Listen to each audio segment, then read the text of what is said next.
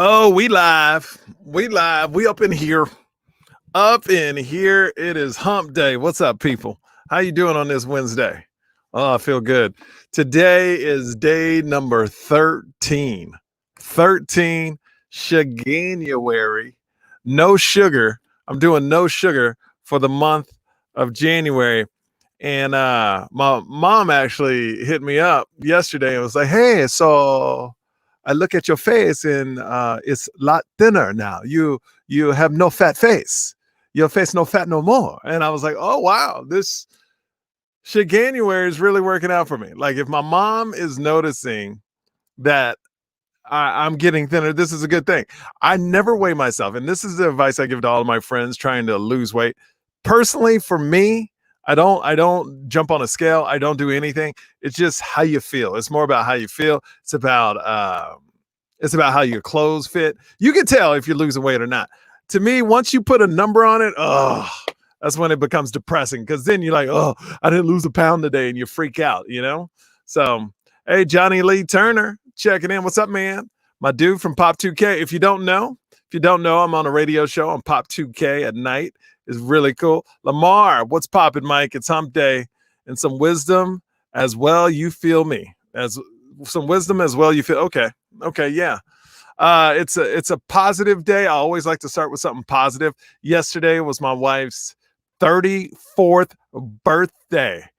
Yeah, it's crazy. She's 34. I met her when she was so young. She was just so young. Now she's getting old. Now she's going to bed at 9 like me. I told her when I met her, I was like, things are going to change. Things are going to change. You're going to be going to sleep at 8, 9, 10 o'clock like me. And when we first met, she was staying up to like 1 a.m., 2 a.m. I was like, oh, that's going to change. It's going to change. And it has. Abhishek checking in. That's our favorite fan from India. He checks in every single day. I appreciate you watching. Abhishek. A lot of love yesterday. My parents were on, and it was crazy. The podcast. Look, I'm about to have my good friend on, Chris, but after you watch me and Chris, go back. If you haven't seen it, you got to watch yesterday's podcast with my parents. They were in rare form, and I put them live on the radio. The problem, I've never done that, and I put them live on the Morning Yo, because thing is, I'm scared about what they say because they're old school. You know, so things they say might not be politically correct. They could get in trouble. They could get me in trouble. But we risked it, and it was amazing. So definitely check out that podcast. Today, it's all about positivity and love. If you have something positive to say, leave it in the comment section. Like I said, my positive thing of the day is we had a blast with my wife. She turned 34. She's beautiful. She's lovely. She's the best mother in the world. We have 2 beautiful kids. I mean, I'm grateful for all that.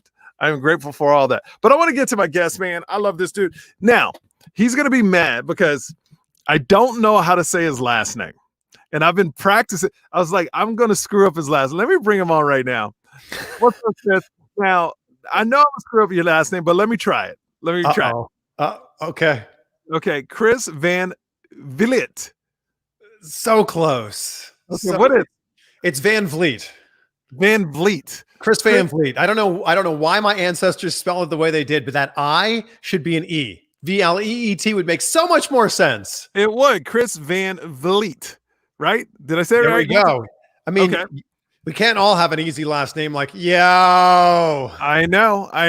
You know that people thought, here's the thing, when I was growing up, people thought my name was fake. Like I made it up, you know, and it's my real name. My real name is Michael Yo Simmons.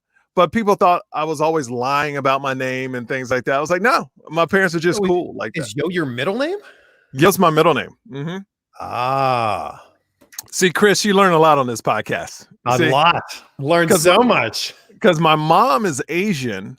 And of course, yeah. So my dad's last name Simmons. So I'm Michael Yo Simmons. Man. That's my real name. So I started to break into acting. And once I get my first role in acting, I'm going to change my name back to my original name. It's going to be Michael, like, you know, Dwayne The Rock Johnson. Right. It's going to be Michael Yo Simmons, you know, except it's my real name. Now, your last name, where's it from?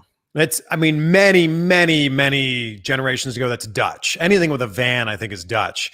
But it's actually crazy. My dad's side of the family came to North America in 1651. 1651. Now, how do you know all this? My grandfather was like a historian for our last name in our family. He had it mapped out. So I'm 11th generation in North America. My mom was born in Greece, hence the dark features here. My mom was born in Greece. She still speaks Macedonian and English, of course. But my family lives in Canada. I'm the only one that lives down here in the US. Oh, you're not the bright one, because Canada is really Canada just seems so chill, man. It's like everybody gets along. Nobody's really fight. They listen to the government. It's like good things. They don't try to storm a capital. It's very nice up there in Canada. When I wanted to go home for Christmas, and everyone there was like, "Ooh, we've seen the news reports. Things look pretty bad there." And every once in a while, I'll get a text from a friend being like, "Hey, is everything okay down there?" I'm like, "Yeah, oh yeah." Like, everything within my world is fine, but yeah, there's some strange things going on." Yeah, it's weird, my friend. It is weird. Now, for people that don't know Chris, tell everybody what you do and how you got to this point. So give some background on yourself. Well, I'm a TV host, and I've been working as a TV host my entire career ever since I graduated from college. And that's how you and I met each other. You and I met each other both working as entertainment reporters, traveling the world, talking to the biggest stars in the world. Like, it's pretty crazy to be able to sit here and go, we've shared conversations with The Rock, Denzel Washington, Steven Spielberg, Jennifer Aniston, Meryl Streep. The list goes on and on and on and on. So that's my background. And I always wanted to be a TV host. That was what I always wanted to do, because I had this epiphany when I was in college. I don't know about you, Michael, but I loved college. I had the best time. Well, I dropped out of college. So yes, we have a different experience. I had the best time. And then in my senior year, I was like, oh my God, like, when this ends, I won't just be able to like drink with my friends whenever I feel like drinking with my friends. Oh, Michael's gone. It's morning Van Vliet now. Oh no, I was, I can do all kinds of camera angles. Oh, okay. I can do this right here. I can do this right here. I can do this right here. That. Yeah, I know. I can do this. Come on, this is high technology over here. Oh, man, look at this. I mean, I can even do that. Put you in a small box. I can put you in I can switch it around. Hey, man, you're a technical director over here. So I do everything. I had this moment where I was like, oh my God, I'm gonna have to work for the rest of my life. I don't want to have a job that I hate. And I always loved the idea of broadcasting, always wanted to be on radio or TV. It just seemed like such a long shot. And in that moment, I was like, you know what? If I don't try now, I'm never going to be able to do this. So I'm like, I'm going to give it my best. I'm going to reach out to every radio station, every TV station in my college town, let them know that I'm interested in this. Can I come in and volunteer, just see how it's done in the real world? And if it doesn't work out, at least I can go, you know what? When I was 21, I tried and didn't work out. And here I am now, but I tried and I basically knocked on all these doors, and a volunteer job turned into an on-air job, and kind of went from there. Now, who's your favorite person you've ever interviewed? The Rock. It's okay. The Rock. Just because do you have like a he knows your name when you walk in type of the room type of situation? I do. I joke about this all the time that, I've interviewed The Rock 9 times. Not that I'm counting or anything like that. You've probably interviewed more. Yeah, I interviewed him for the last 12, 13 years. Yeah. So I have countless times with him, but I don't know if has a great memory or his people are really good. He's like the president, has an earpiece, and everybody, because I've never heard a person say he didn't know their name. Right. Yeah, so I think he has great people around him. That's what it is. I think he studies who's on the lineup. I think that's what he does. I don't think he does. I don't think he does. I think he goes, all right, so we're doing press today. Who am I doing interviews with? That's what I think. Have you ever interviewed Taylor Swift? Once. So I hear that Taylor Swift is like, it's that, but beyond, like next level. Like what? So when I was working at a radio station in Cleveland, the program director went to some like meet and greet thing, and Taylor Swift, where they meet the like radio executives, like, please play our music. Yeah. And he had met Taylor like years before when she was still like a country singer. And this is 2-3 years later. Mm-hmm. Taylor goes, oh, hey, Dave, how's your mom doing? And he's like, what? Like, and he told like a very specific story about his mom not doing that well last time that he met Taylor Swift. And she remembered everything. Okay. Did she remember it? How does this, that's weird. I know. Like that would freak me out. I wouldn't like that. I don't know. It's fascinating. It's fascinating. I don't know. I've interviewed Taylor Swift once. Actually a couple of times. She's always been sweet, pleasant. Like really, I think we have the same type of vibe. I don't think there. Oh, can you turn down your sound on your side a little bit because I'm hearing myself Oh echo. yeah. Yeah, you don't wear headphones. Come on, you know the rule, Chris. I don't want to mess up my hair, you know. Oh my God, you're such a you're that dude. You're that dude, Chris. But Can't all wear hats every day like you. I know I wear the same thing every day. I have a closet. I have my wife 2 birthdays ago bought me 30 black shirts. Same shirt because I like to wear the same thing. I have like 10 pairs of the same pants that I wear. You're like Steve Jobs. Yeah, except in entertainment. And I wear this hat. You know, my wife said maybe you should switch it up some, get different color yo hats. And I was like, maybe so. Who's your favorite interview? Oh, it's The Rock, Kevin Hart, Tom Cruise, Tom Hanks. I think Tom Hanks is the nicest man in Hollywood. I think The Rock is the Rock. What he does is he makes everybody feel special. But I think I don't think he remembers everybody's name though. I think it's his team telling, which is very smart. So if I ever get to that level, I want that team.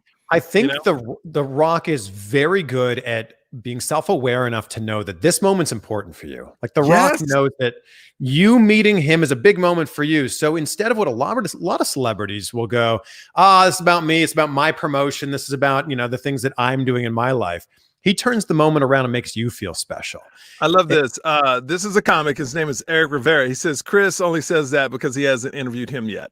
Ooh. Now, you have no idea who Eric is. And I barely know who he is. No, I'm just playing. He's a good comedian. He's a great comedian. But I just had to put that. We're getting a lot of Ramon. He's a big listener. He likes good-looking guys. Oh, well, he says you're a good-looking guy. There you go. There's a compliment. Not about you. No, about you. He's told me several times, so I know when he's directed it to me. 2 bad things about Canada. They're more expensive in America for sure, and Canada has more snow than in America for sure. All right, so if those are the only 2 bad things about Canada, I think I'm okay with that. Things more expensive. No, things are way cheaper in Canada. No. They're more expensive in Canada? Oh, yeah. Like you want to buy a case of beer, and after the exchange rate, a case of like Bud Light or something is going to be like $35, $40. Case of Bud Light here is what, like 18? No way. Absolutely. Gas, I mean, it's in liters, but if we do the conversion here, gas is probably over $4 a liter or $4 a gallon everywhere in Canada. So does that mean people pay more money in Canada? I mean, they pay like jobs pay more or not really? I don't think so. I mean, the whole reason I moved to the US is because there was more opportunities here and the ability to make more money. Did you ever do a TV show in Canada? I did several TV shows in Canada. I started my career there. I was a news reporter at a very small station in Peterborough, Ontario. So you did real news? Oh, I did real news for the first 17 months of my career. And did you hate it? I was 22 years old. It was an incredible start. I didn't hate it at all, but it was like a one-man band deal where you're writing, editing, producing, shooting, everything. But that's how you break into the business, right? So many Canadians come down to Maine all the time to go shopping. Yeah, Canadians love to go to the US because stuff is so much cheaper here. That's crazy. They can go across the border. You know what? Like, I saved all this money. Like we did all our Christmas shopping in Buffalo as a kid. You know what's crazy is the one thing I'm so jealous of you right now. Your lighting is incredible. I got to get your light kit. I got to. I mean, you look good. I bought these on Amazon for $40. Look how dark I look in my. And when we're done here, you can send me more technical messages like you did about the microphone. I'm happy to set you up. I'm trying to figure out I got to look, here's the thing about my studio is I kind of share it with somebody. I have it in the morning and they have it at night. So I really can't go full blown my studio. This isn't in your house? No. It's like 2 minutes away.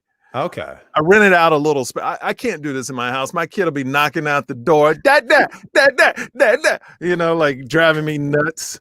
I mean, I love the kid, but he always wants to be around me, which is beautiful. Yeah, it's amazing. But he really wants your attention, or I like it when he jumps on, but I got a 1-year-old. I got my son. They'll be making all this noise. It'll be This is the horrible. same thing Joe Rogan talks about. I mean, Joe Rogan could build a beautiful studio inside his house in Austin, Oh but yeah. he's like, no, I need the separation between work and home. That's in this literally is a 4-minute drive from my house. It's Oh, I live in a community, and it's kind of like I want to say it's like a resort, but they gave me an office that I share in the clubhouse. You know where they have the weight room, the yeah, of pool, and all course. that. So I work out in the morning, and then I come and do all my work in this room because this area is so far out of Vegas, they don't even have fast internet. You know what the top speed at home internet hits? What? 20. No. 20, bro. Dude, you got to come 20. back to Los Angeles. 20, bro. And the upload speed, 1. Yes. Wow. It's Okay. like literally I could be doing dial-up and doing the same things I'm doing now. Wow. So at the clubhouse, though, it's like 200-300. So I had to get an office here, or I would have to get an office, Right. further in the town. But it's freaking ridiculous. What's this lady saying here? They love to come here, but they also many times can't wait to go back. Yeah, That's a lot of people pretty can't accurate. type. A lot of people can't type on this show. Just so you know, you're going to see a lot of comments, and Well, I people. think that was fine. They love to come here, but they also many times can't wait to go back. But also, oh my bad. No, on this show I Please give me can't some read. punctuation there, but also, Yeah. comma, many times, comma. Okay, so I want to talk about you. I met you you worked for a show in Miami called Deco Drive. Right. Lynn and Belkis, I love them. Shireen Sandoval, I love her. I love all the people at Deco Drive. But this is why I wanted to have you on. The show is all about positivity and making moves to make your life better. You had a big opportunity and you left that dream job and it didn't work out, but I'll let you tell the story.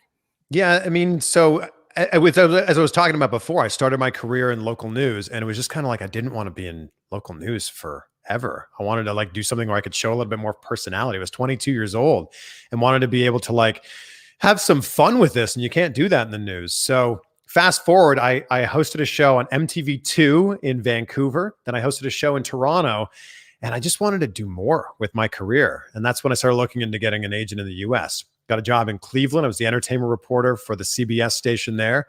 How was Cleveland? I loved Cleveland. I still Did love you Cleveland. really? I'm a massive Cleveland Browns fan still. They're having the greatest season in the last 25 years. The people in Cleveland are the sweetest, nicest people. And it has such a huge place in my heart. Really? Because Oh I my hear God. good and bad things about Cleveland. Like I I hear could you see never that. want to live in Cleveland. There's not much going on in Cleveland, is there? If you love sports, if you love beer, if you love food, this is the best city for you, like the best city. So I spent 5 years in Cleveland, but I said, the next place I'm going to live is going to have palm trees. And I started looking into Arizona, started looking at California, and ended up getting a job in Miami, hosting this show, Deco Drive. This is a nightly entertainment show. It's live, 7:30 It's on great. the Fox affiliate. Yeah, it's been on the air for 25 years. And for a local show to be on the air for 25 years is huge.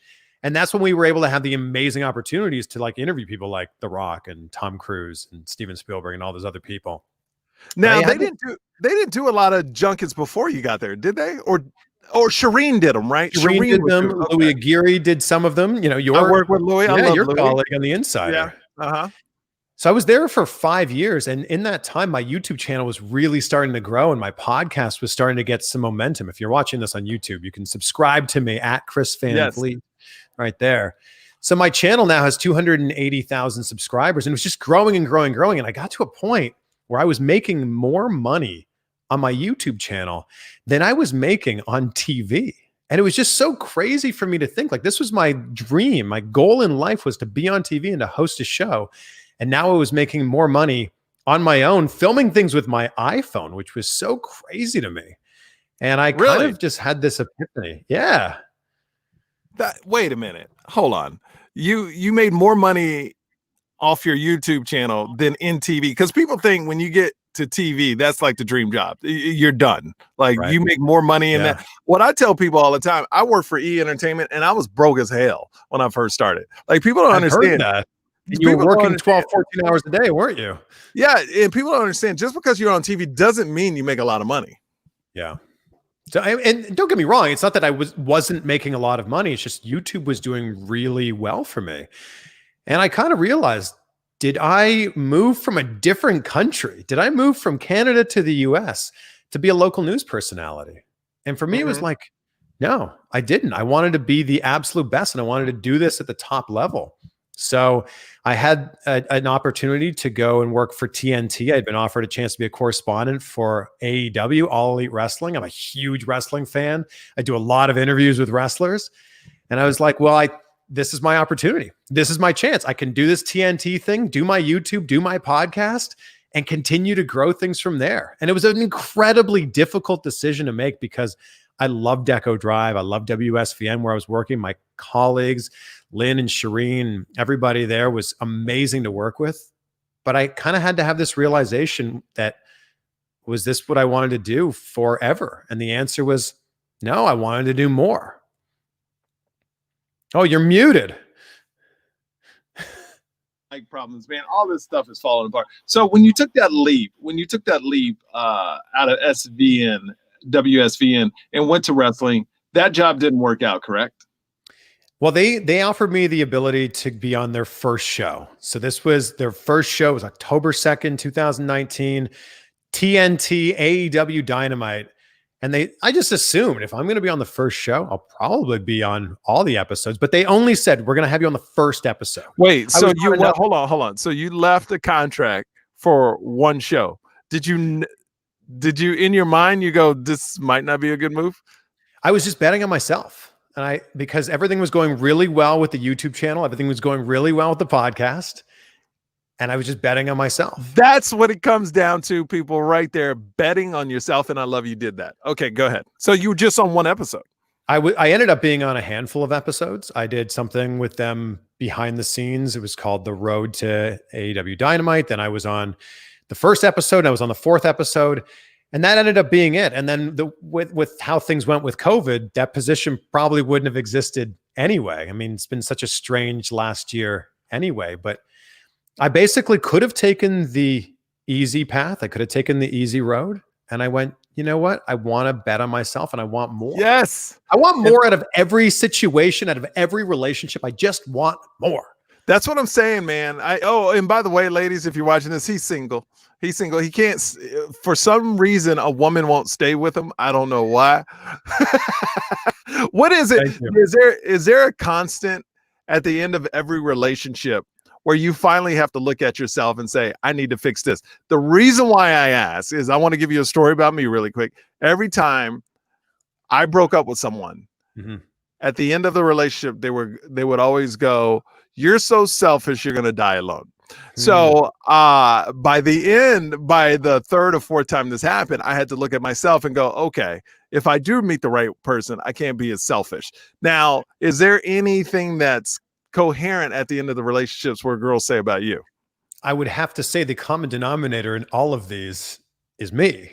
So it's definitely something that I need to work on. What about you? I think that you and I have a lot in common with this. And when I met you, you were single, and it sounds like you were at the stage of your life where I am now, where it's like, yeah, I've dated a whole bunch of people. They're amazing, great people. And I have so much love and respect for them, but I don't think I was ready. And I think that I'm waiting for everything else in my life to be lined up and be absolutely perfect. And then I can invite someone in to share this with me. Okay. I understand this is not going to happen. No, it will happen eventually, but it's never going to be perfect. I think perfect is it's never going to be perfect. But what you're way ahead of me right now. You're younger than me. So why you're way ahead in that you're making your own YouTube channel, you're making your own career. Here's the thing. Because right now I'm up for a really big job, another really big job. They called me. Congrats. No. You know, I'm just in it. I'm not. I didn't get it.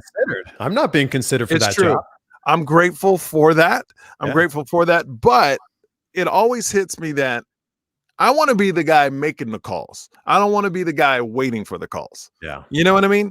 It's very different. Like The Rock doesn't have to worry about getting casted. Movie companies are waiting for him to go, I'll do your movie. Right. Like I need to get to that level in 2021. That's my goal, is to kind of flip that script, because it sucks. It sucks ass right now waiting for a phone call saying you got the job or you didn't. So everybody watching, that's another thing I want to throw out there. Make your own destiny. And that's what you're doing, which I think my biggest mistake career-wise is I forgot his name. He got a little bit of trouble. He hosts The Wall. He does like the zombie show, after show. Chris Hardwick. So Chris Hardwick worked at G4 when I worked at E. I remember. So we were really good friends. Olivia Munn worked there as well. So I had a radio studio in the E building that I would record my show and then go tape. Yeah. Chris Hardwick asked me one day to borrow my studio. And I did Miami. I was a big Miami radio DJ, right? This is probably 10 years ago. And this is what I regret this day. I think about it all the time. It's the biggest mistake I've ever made in my career. Chris Hardwick at the time goes, "Oh, can I borrow your studio to do a podcast?" Remember, this is 10 years ago. Yeah. He goes, "Can I interview you for my podcast?" And you got to remember, 10 years ago, there wasn't all the social media. You don't know People how didn't big, even know what a podcast was. No, you don't even know. You didn't even know the reaction you got from it or didn't get from it. Right. Yeah. So I was on one of his first podcasts ever. He goes, "After, you're so good. You're so funny. You should start your own podcast." Yeah. In my mind, I said, I didn't say to him, I go, "Oh yeah, that's a good idea," to him. But in my mind, I go, I do fucking real radio. I don't need to do a podcast. I'm on in Miami. I got a Miami. And man, I regret that day because his network blew up. Yep. He sold Nerdist, didn't he? He sold Nerdist. I mean, it was the biggest mistake in my career. And he even wanted to help me out with it. Wow. And I was like, nah, I do real radio. I remember when Joe Rogan started his show, and everybody, had heard about Joe Rogan doing a podcast, and it just kind of built organically. But Joe Rogan wasn't really a thing as a podcaster till 2015 or 16. Oh yeah. And this is the biggest thing that I always tell people, because I don't know the exact stats, but it's something like 60% of podcasts end after one episode and like 75 give up after 5. And I get it, because you put all this time, this effort, all this work into doing it. And then like 17 people, including your mom, are listening. And I always say to people, nobody was listening to Joe Rogan's episode number 94. Nobody was listening to Joe Rogan's episode 315. He just kind of kept going because he was enjoying it. And look what he's doing now. Look what he's created. I feel that it's a tough thing to deal with right now, because what I feel is that sometimes there's so many outlets. Right. You're like, am I doing the right one? Like, you're very successful on YouTube, right? You have 200 and something thousand people subscribe to your channel. I have 3,000. I put all my content up there, but it's not concise. YouTube is like a dumping ground for me right now, where Facebook for me, I started Morning Yo with 30,000 people. Now I got over 150,000. Wow. You know what I mean? So it's weird how different people will connect with you on different forms. I always feel that YouTube is more male heavy oriented, with the Joe Rogans, and they find that kind of content, where I feel Facebook is more female friendly for me. And that does me a lot better. Like, guys and women, like families watch me on Facebook, where I don't think families are really watching YouTube besides Ryan. YouTube definitely skews younger and male and younger. But I think the biggest thing to realize is YouTube is not Facebook. Facebook is not Instagram. Instagram is not Twitter. They are all completely different things. And I would relate this to dating. We'll bring it right back around here full circle. You can't treat this person that you went out with last week the same way that you treat this person that you're going on a date with this week. And that's what Twitter and Instagram and Facebook, TikTok, all of them are. They're completely different things, and you need to be speaking the different languages in each one. Can I tell you, I'm so tired of seeing people dance. Like, if I never saw another person dance for 50, it's amazing that all you got to do is dance for 15 seconds. You can be famous. You don't even have to be a great dance. You just dance for 15 seconds. If I made a video every day of me like, I always say that TikTok is 98% people dancing poorly, 2% of girls going, And then 1% of like content that like I actually care about. The thing that annoys me the most is someone will make a video for TikTok and then they will take it with the TikTok branding on it, with the TikTok logo Put it on on it, Instagram and put it on Instagram. It's like, no. That was your TikTok thing. That's not going to work here. Now, I'm not gonna lie. I have done dances with my wife, and they're fun, but I'm just so tired of 15 second. Like, I don't want to see people dance no more, unless you're a really good dancer. Like, I like those dudes that do the thing where they pull the next guy. You know, like they're really good. Yeah. Where they go, there's 3 of them, and then they keep rotating. Now that shit is dope. Yeah. That I really like that a lot. But the other stuff. By the way, our podcast episode on my podcast dropped this morning. Oh, did it? Yeah. Okay, tell everybody the name of your podcast. Well, it's called the Chris Van Vliet Show right now. It is getting a new name next week that is going to be more appropriate for what the show is all about. What is it going to be called then? Well, I haven't released the name yet, but you Okay. will find out very soon. But it doesn't make sense. I'm 160 episodes in now. It doesn't make sense to call it the Chris Van Vliet Show because the show's not really about me. It's about shining a light on my guests. It's about, I'm just the conduit for these conversations. So I changed it to be a little bit more representative of what the show is all about. And thank you for coming on. It's a fantastic conversation. Oh, it was great. It was great. Jillian says, honestly, I feel like it's hard regardless what platform you choose to grow on. It just requires consistency. A lot of people are just too easy to give. It's true. Like it's tough, especially when you don't see your numbers growing, where the people I talk to that do the best on it, and this is what they say, I don't believe them.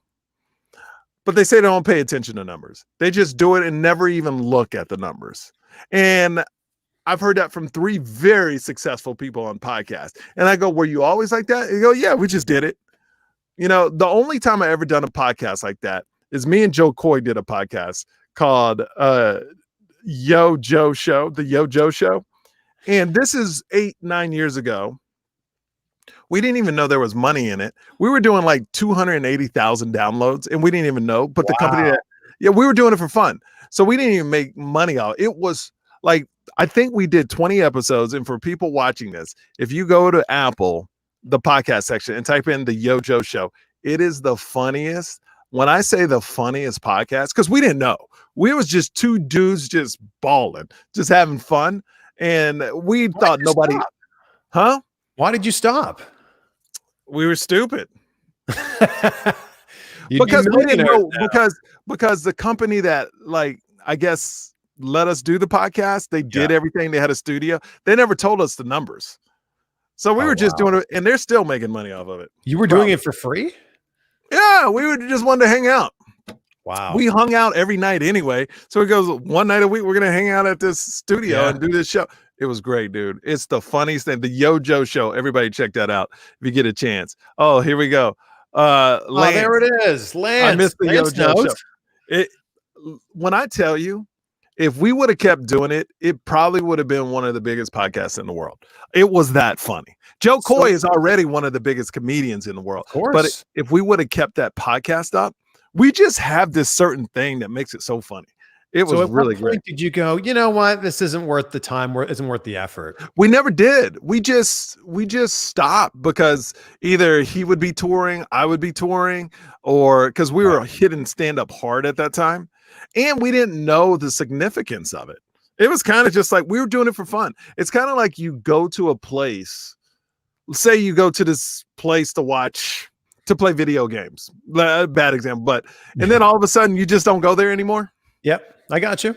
You got tired. It was like, okay, yeah. If we would have known the impact we really had at the time, we would have. I mean, just think about 280,000 downloads. That's money, and that's 8 years ago. You build that over 8 years. Oh my God, it would have been bananas. Was that per episode, per month, per year? What? Per month. That's huge. It's massive, bro. That's really big. But we didn't know. But Lance knows. Lance knows, don't you, Lance? You know how good it was. The Yo Joe Show. And you know what was crazy? It was so raw and real. Like, because that's the way we did. Well, that's what this is. That's what Morning Yo is. Morning Yo is raw and real.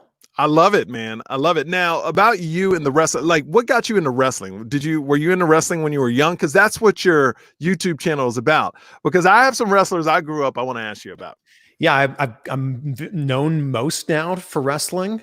And I grew up watching it kind of like here and there. I remember it being on at my grandparents' house, but like they weren't huge wrestling fans. It was on TV. When you grow up in Canada, sports are on the TV. If it's not hockey, it's baseball. If it's not baseball, it's basketball, whatever.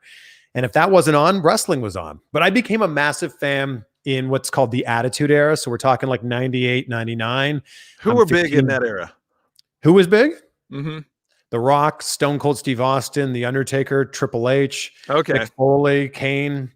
The big storyline at the time was Vince McMahon and Stone Cold Steve Austin had this huge rivalry. And when I dive into something, when I get interested in something, I go all the way in. I don't check the temperature of the water. I don't check the depth. I just dive all the way in.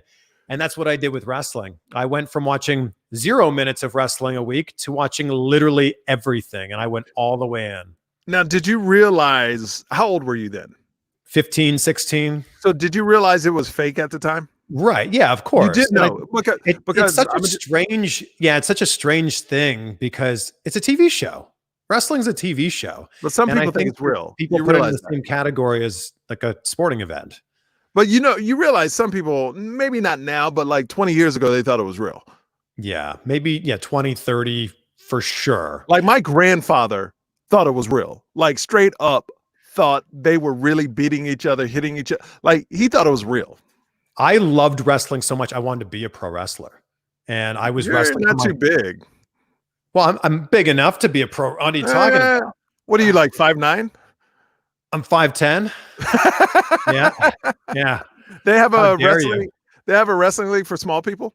How dare you? Oh my goodness. Daniel Bryan, Finn Balor, Rey Mysterio. They are all guys that are smaller than me. Never heard of any of them. They're all world champions. Like wrestling or fake wrestling? WWE. Oh, okay. All right. I don't know much. I know Junkyard Dog. I know Andre the Giant. That's what I grew up. You're talking like 80s and Repo Man, Coco Beware, Hulk Hogan, Sergeant Slaughter, Macho Man. Macho. Ooh, yeah. Macho Man Madness. Yeah. That's what I grew up, and those are the wrestlers. Yeah.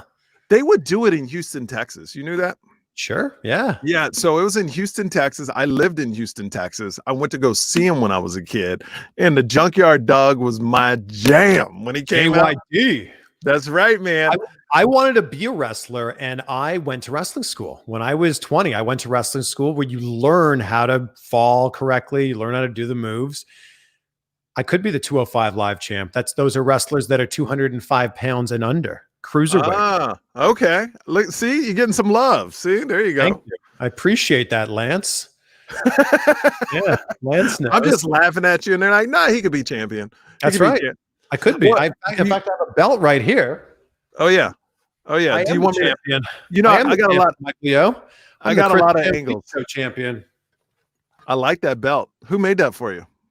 This was made from Fandu Belts. They're a wrestling company that makes championship belts, but this was a very nice gift to celebrate the show that will not be called this anymore. I love it. Nah, it's a nice belt, man. That is a nice belt. Yeah. So this wrestling show, it blew up. Who's been your favorite? Because I saw Booker T. Washington on your show, right? That's his name? Booker T. Booker T. Washington's like some political, historical figure. As you can tell, I don't know wrestling, but this is the interesting thing about wrestling, and I want everyone that's watching this right now to appreciate this. Wrestling is so incredibly hyper niche, but if I can make a living doing this in the wrestling world, whatever it is that you're passionate about, whatever it is that you love, you can find your people within that niche as well. You know what? And you make such a good point, because podcasting and stand-up comedy, I feel goes hand in hand. Is when you're on stage and stand up, it's not about being funny to everybody. It's about being funny to your people, the people that identify with you. Podcasting, I have friends that have found their niche audience, and they fill up places with maybe 100 people, but it's all their people. Everywhere they go, it's 100 here, it's 100 there. So it's not one of these things where they're appealing to everybody. And if they did like a crowd of 400, 300 people wouldn't like them. You can't be everything to everyone. Everybody. Exactly. Stop trying to be the buffet. Be the steakhouse. Be the absolute best at what it is that you do. Niche down on your niche. And that's the thing I haven't figured out. I love doing Morning Yo and talking to all kinds of people, and sometimes doing solo episodes. But I really feel that eventually I will continue to do Morning Yo, but I'm going to do a love podcast, like where I help women out with problems, because in real life, women come up to me all the time and ask me questions, and they keep coming back. And it's, well, if these women are single, you should probably start to send them my way. Oh yeah. Okay. No, I don't know. No, not yet. I need to learn more about you. I need to learn. I remember at the junket for Moana, I was there with you. We were waiting on, and I love The Rock, but he was a little bit late for that. And you remember that? He was. It was in. It was at Santa Monica. That's right. He was really late. He was so late, in fact, that I ended up missing my flight and had to take a later flight. Yep. But I was sitting there in hospitality with you and your wife, and your wife was like, "Oh, I know the perfect person for you." Oh, see, I'm different from my wife. My wife, pretty much all her friends are married now, but that time, no. But she loves setting people up. Me, I don't want the responsibility of it. I completely understand, because if it doesn't work out, it's on you.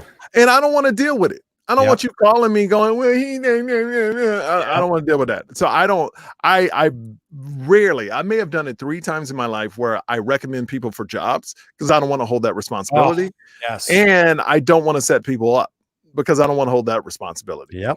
So that's completely agree. That's how I roll, man. I'm that dude. Some friends I know, they recommend everybody. Me, like, I'm putting my name on you. You better kick ass. I'm not sitting in no chumps, you know?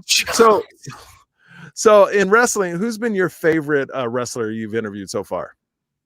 I guess if we're not counting The Rock in this, I'm going to go with John Cena. I've had several conversations with John Cena, but last year at WrestleMania, I don't want to name drop here, but I owe a huge debt of gratitude to Tyler Perry for making this interview with John Cena happen. And I've become Tyler Perry. How'd that work out? I've become friends with Tyler Perry over the last few years. And he's like, look at this YouTube channel you've grown. Like, that's amazing. Like, I'm really proud of you. Would you ever want to interview John Cena? And I'm like, well, of course. I just interviewed John Cena for Bumblebee, but I'm like, yeah, I'd love to have like a longer conversation. And then 5 minutes later, he sends me a screenshot of his text with John Cena. He's like, yeah, John's in, we'll make this interview happen. So I went to WrestleMania. This was in New York last year. Well, we're talking 2019 now. John Cena didn't do any interviews that entire weekend. And this is the biggest weekend in all of wrestling, WrestleMania weekend.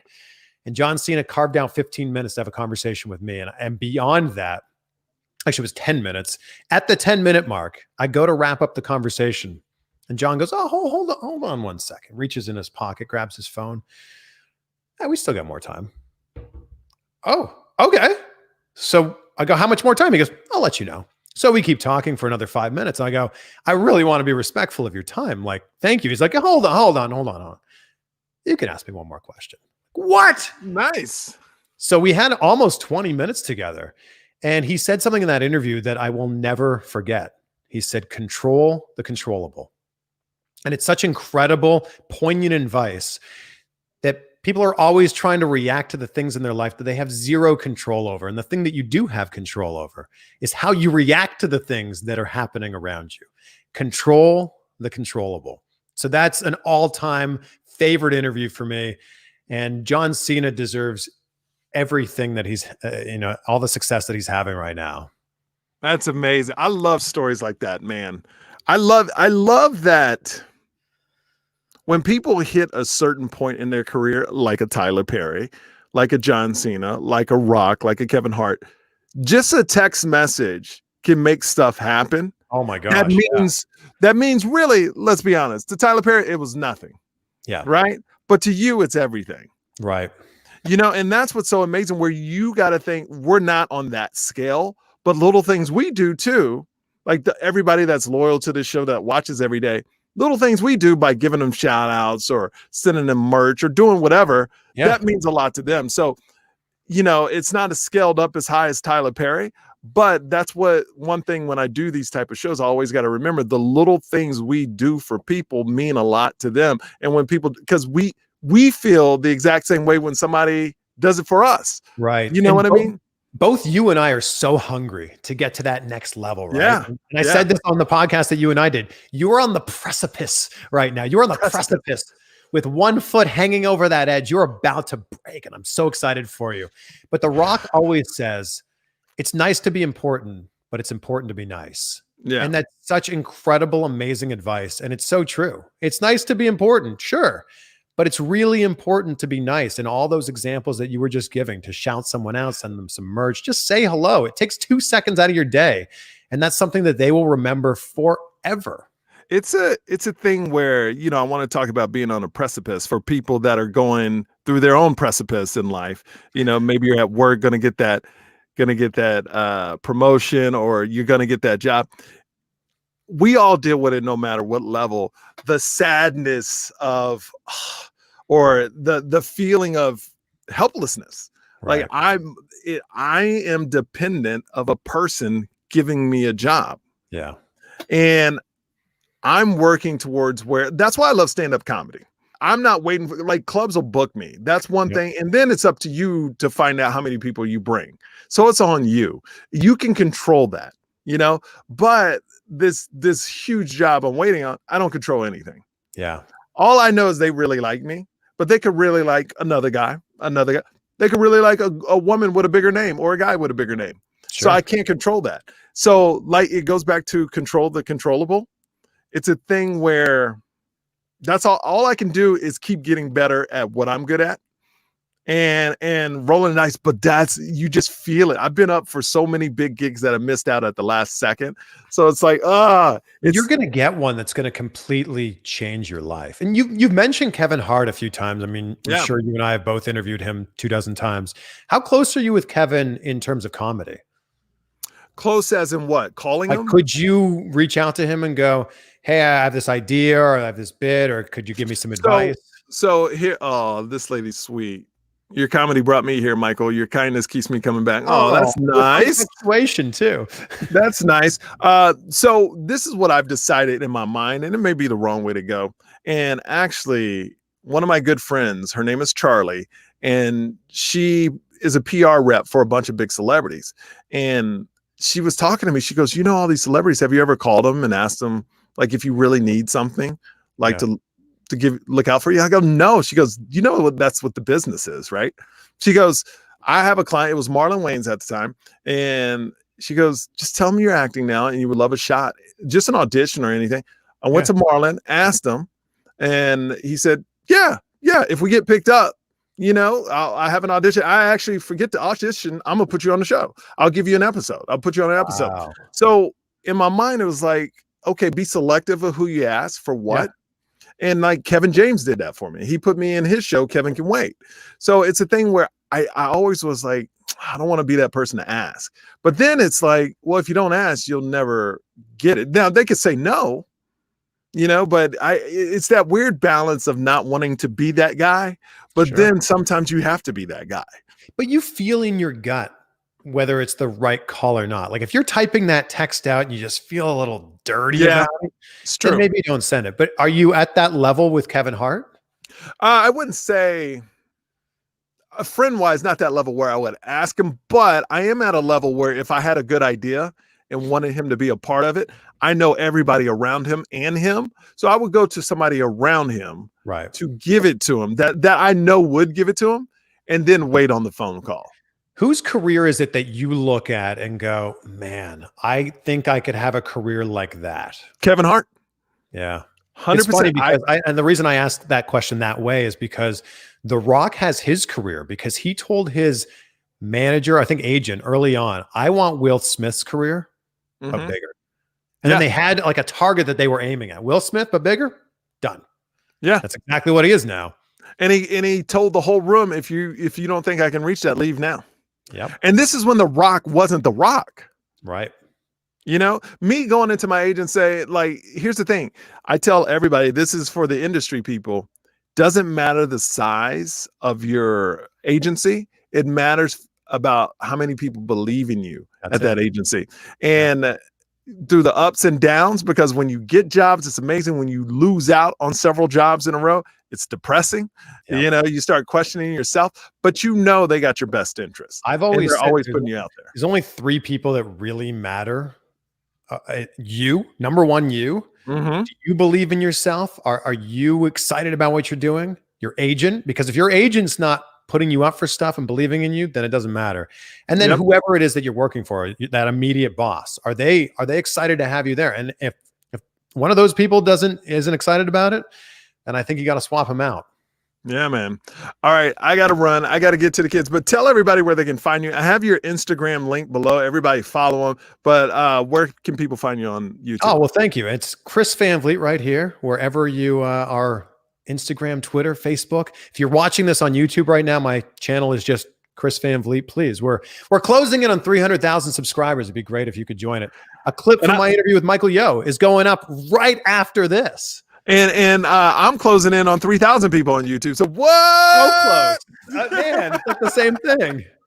But on Facebook, we're getting up there. We're close to 155 in just like a week. So I am going to subscribe to your YouTube channel right now. Thank you, sir. Thank you, sir. I appreciate it. All right. We'll talk soon, Chris. All right. Thanks so much, man. Appreciate you. Have a great one. You too. Later. That is Chris. Thank you so much for watching the Morning Yo. I really appreciate it. All your love, positivity, keep spreading the word. It grows. It's growing. It's growing. It's growing. Like always, I really appreciate just looking at my page and, liking the comedy videos. That means a lot. And if you missed my parents' podcast from yesterday, oh my Lord. Oh my Lord. Check it out for yourself. It's right under this video. Check out my parents' pod. It's hilarious. Thank you. I'll see you tomorrow.